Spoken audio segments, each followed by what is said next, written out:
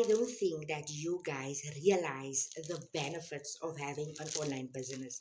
So, for those of you who don't know me, I'm Sade. I used to be a stressed out stay at home mommy. My biggest desire was to have more time with my family and to somehow help my overworked husband financially. Reason I'm saying somehow because I wasn't ready to give up my stay-at-home mommy lifestyle. Fast forward, 18 months ago, I stepped into the digital space as a complete beginner and started learning the skills how to earn in dollars from home as a stay-at-home mommy. You guys, I replaced my husband's overtime with my 2 hour workday. This weekend was a cold weekend, so we were just indoors cooking, baking, having fun. Digital marketing allow me to replace his overtime.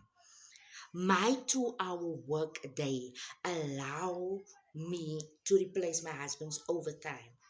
I'm still getting used to a husband that's home on weekends.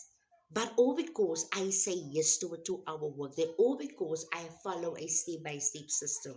You don't need to leave your house in order to help your overworked husband or to help financially.